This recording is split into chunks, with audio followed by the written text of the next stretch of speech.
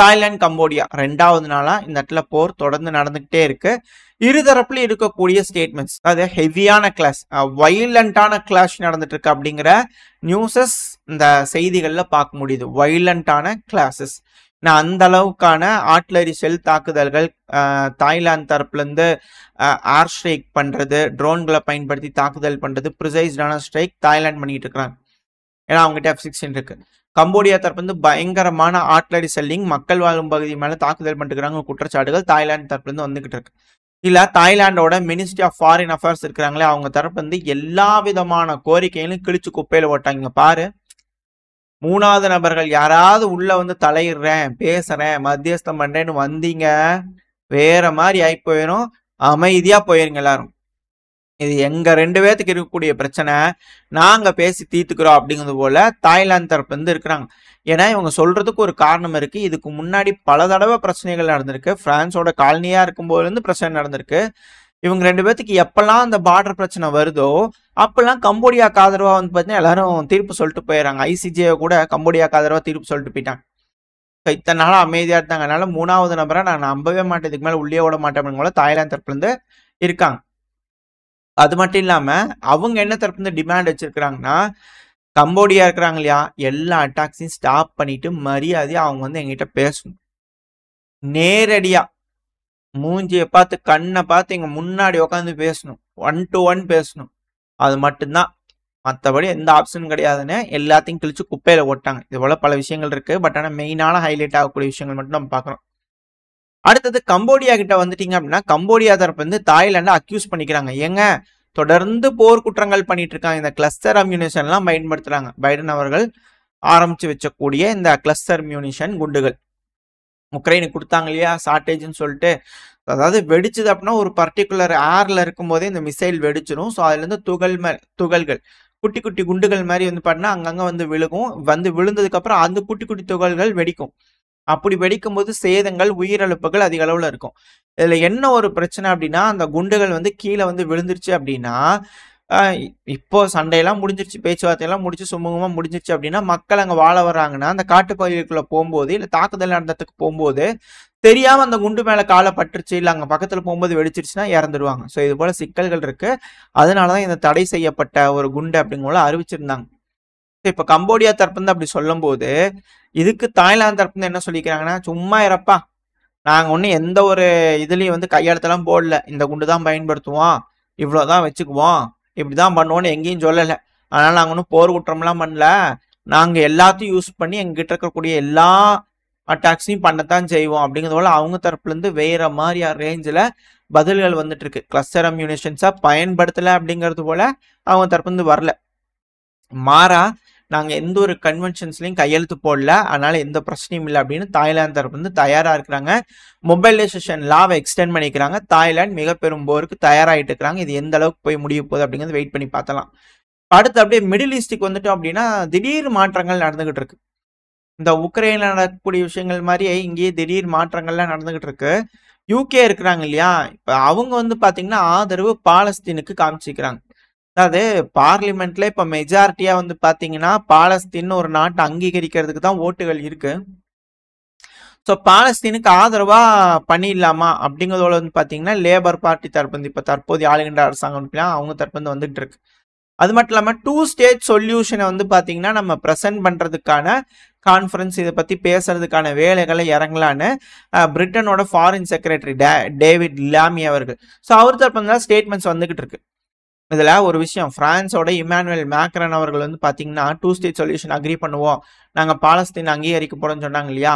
பிரான்ஸ்ல ஒரு சின்ன பார்ட் ரெட் கலர்ல மார்க் ஆயிருக்கு இல்லையா, சைட்ல ஒரு மேப்லோட இருக்காது தான். ஸோ இந்த இடம் தான் வந்து பாலஸ்தீன் அங்கீகரிக்க, நான் அங்கீகரிக்கிறேன் அப்படிங்கிற இஸ்ரேல் தரப்பு வந்து சர்காஸ்டிக்காலாம் பதில் போயிட்டு இருந்தது. இப்போ என்ன UKல சில பகுதி பிரான்ஸ்ல சில பகுதின்னு சொல்லிட்டு இது என்ன ஒரு நாடையும் உரண்டி இழுத்துட்டு இருப்பாங்களா இஸ்ரேல் அப்படிங்கிற கேள்வி இருக்கு. என்ன நடக்க போன்றது பார்த்தலாம். அடுத்தது அப்படியே நம்ம சிரியாக்குள்ள வந்துட்டோம்னா, 2 நாள் கூட இவங்களுக்குள்ள போடக்கூடிய அந்த சீஸ்ஃபயர் ஒப்பந்தங்கிறது இல்லை போல தெரியுது. ஏன்னா இப்ப திரும்பவும் டைரசூர் பகுதிகளில் அமெரிக்காவோட ஃபைட்டர் ஜெட்ஸ்லாம் உலா வந்துகிட்டு இருக்கு. சிரியாவோட கிழக்கு பகுதிகளில் இந்த SDF அவங்க கட்டுப்பாட்டுக்குள்ள இருக்கு இல்லையா, ஸோ அந்த ஏரியாக்கள்ல மேபி ஜுலானி அவர்களோட இப்போ அவங்களே வந்து பார்த்தீங்கன்னா கொலானின்னு வந்து பார்த்தீங்கன்னா டைப் பண்ணிட்டு இருக்கிறாங்க. பார்க்கறதுக்கு வேடிக்கையா இருக்குது. அவர் ஒரு பேர் மாத்தினா இவங்க ஒரு பேர் மாத்தி சாரா கிடையாது கொலானி அப்படிங்கிறவங்களாம் சொல்லிட்டு இருக்காங்க. இது எப்படி சும்மா ஒரு அண்டர்ஸ்டாண்டிங்காக சொல்றேன். இந்த டெலகிராம் சேனல்லாம் பார்த்தீங்கன்னா பயங்கரமா ஓட்டிட்டு இருக்காங்க. கொலானி கும்பல்கள் இது போல செய்துன்னு நான் கொஞ்சம் டீசெண்டா பேசுறேன், நீங்க புரிஞ்சுக்குவீங்கன்னு நினைக்கிறேன். அது கொஞ்சம் கூட மட்டு மரியாதை எல்லாம் போயிடுச்சா தலைவர் மேல அப்படிங்கிற கேள்வி இருக்கு. அதுக்கான காரணம் என்னன்னா, இங்க சுவைதா பகுதி இருக்கு இல்லையா, சீஸ்ஃபயர் போட்டாங்க. அங்க பப்ளிக் செக்யூரிட்டி சர்வீஸ்னு உள்ள கொண்டு வந்து நாங்க பாதுகாப்பா வச்சுக்கோன்னு சொன்னாங்க. இப்போ என்னடானா த்ரூஸ் கமிட்டி இருக்கிறாங்க இல்லையா, அவங்க அஃபிஷியலா ஒரு வீடியோ போட்டிருக்கிறாங்க. நாங்க சுவைதாவை லிபரேட் பண்ணியாச்சு கம்ப்ளீட்டா. அதாவது அரப் ட்ரைப் ஆர்மி கண்ட்ரோல் இருந்த பகுதியை சிரியாவோட ஆளுகின்ற அரசாங்கம் பப்ளிக் ஃபோர்ஸ் அனுப்பி நாங்க கட்டுப்பாட்டுல எடுத்துக்கிறோம், சீஸ்ஃபயருக்கு அமைதியா இருங்கன்னு சொல்லி உள்ள பூந்து அரப் ட்ரைப் ஆர்மிட்டு இருந்து புடுங்கி இப்ப சுவேதாவோட கண்ட்ரோலுக்கு போயிடுச்சு. இதுக்கு மேல அங்க இருக்கிறவங்க மதிப்பாங்களா இல்லையா அப்படின்ற கேள்வி இருக்கு இல்லையா. அது மட்டும் இல்லாம சுவேதா கேப்சர் பண்ணிட்டாங்க த்ரூஸ்.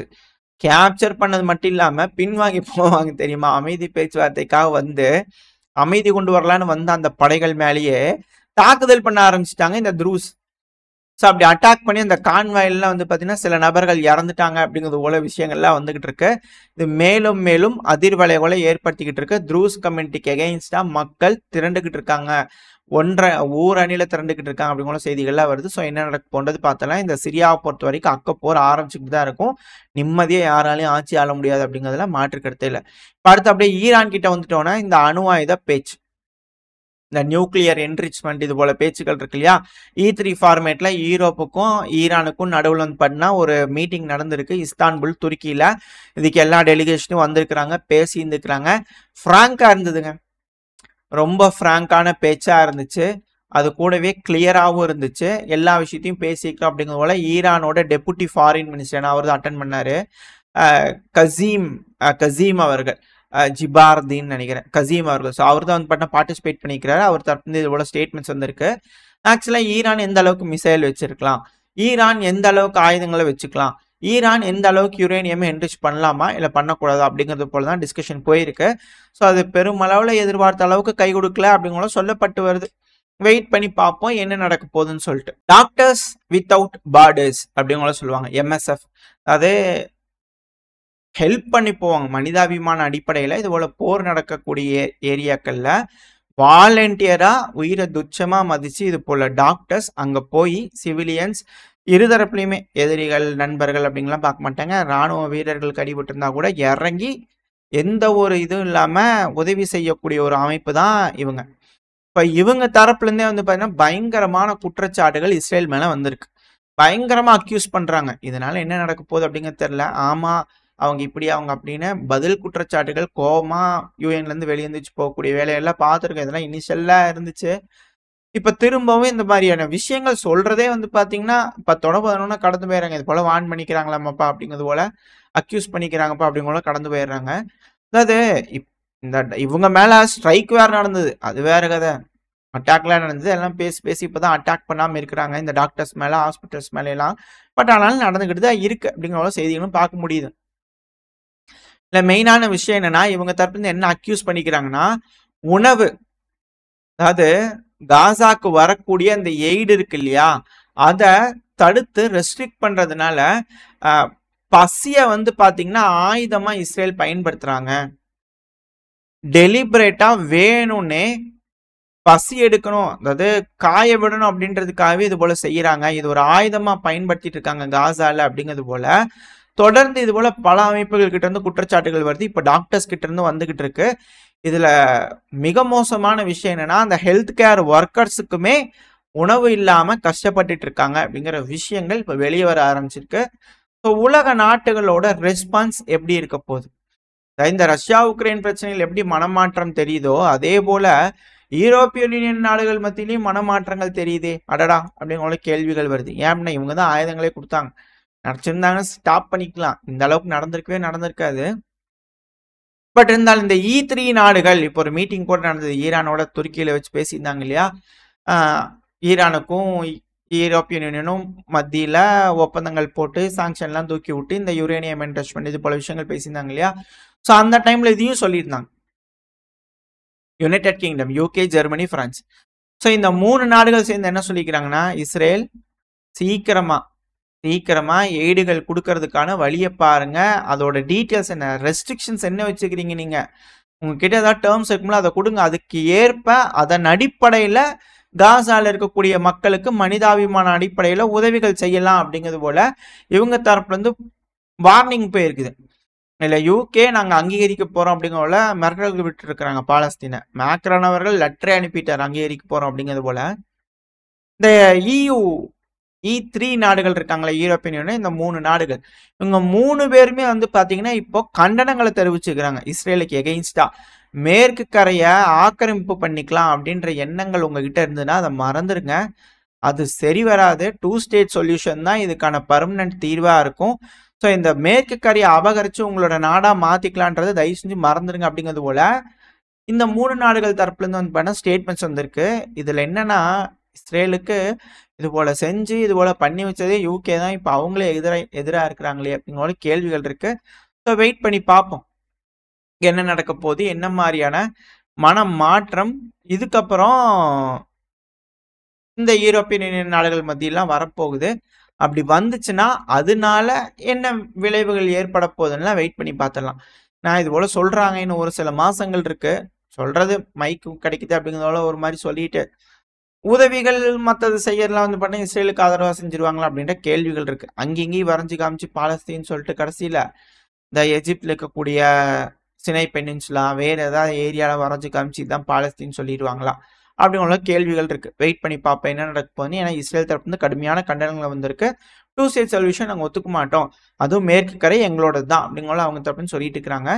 ஸோ வெயிட் பண்ணி பார்ப்போம். இந்த பிரச்சனைகள் பெருசாகாம இங்கேயும் பேசி முடிவுகள் வர்றதுக்கான வழிகள் இருக்கா, இல்லை மிகப்பெருமளவில் அடிச்சுக்குவாங்களா, என்ன நடக்க போன்றது வெயிட் பண்ணி பார்த்தலாம். ஓரளவுக்கான தகவல்கள் இந்த பையில பார்த்துருப்போம்னு நினைக்கிறேன். இதோட இந்த பதிவு நான் முடிச்சுக்கலாம்.